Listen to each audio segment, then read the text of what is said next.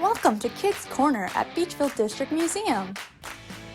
Today, we're going to go back in time and explore what life was like during your grandparents' or great-grandparents' time. Let's go!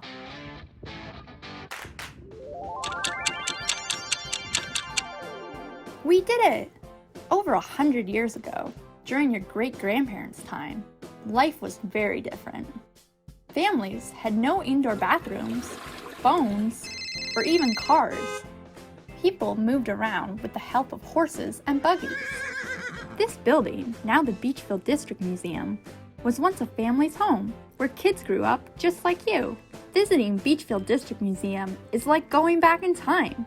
A museum has historical objects or artifacts from a long time ago. Maybe we'll find objects that your great-grandparents could have used when they were your age. Let's go inside and explore the house. This room was called the parlor. It was where the family would gather around and entertain their guests, playing music and games. It was like a living room today. The parlor was a cozy room in this house, with a bookshelf built into the walls of the room and a fireplace to keep warm. Fireplaces were the only source of heat to warm up a house. Oil lamps were used for lighting since they didn't have electricity at the time this house was built in 1851. Now let's look at some artifacts.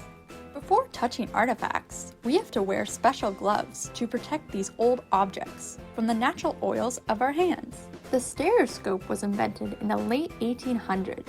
Queen Victoria, the great-great-grandmother of Queen Elizabeth, is said to have loved this device, which led to its popularity and being a must-have in every Victorian home. A viewer would take their card-mounted photograph and look at it through the lenses, and the photo would appear as a three-dimensional image, or 3D, similar to our 3D glasses today. The stereoscope helped lead to the invention of motion pictures and movies. Card games have been a popular game for a very long time. This card game was called Flinch. It was a popular game in the early 1900s. The radio was a must during the 1920s to 1950s. Long before the days of streaming TV shows and movies on the internet, families would gather around and listen to programs or serials in the evening. And now we come to the thrilling final episode of our radio drama. The parlor wasn't only a place to play games and listen to the radio. Women would often sew in this room. You may have seen this object before. A thimble was worn on your finger to protect you from poking yourself with a needle when you were sewing. It is still used today.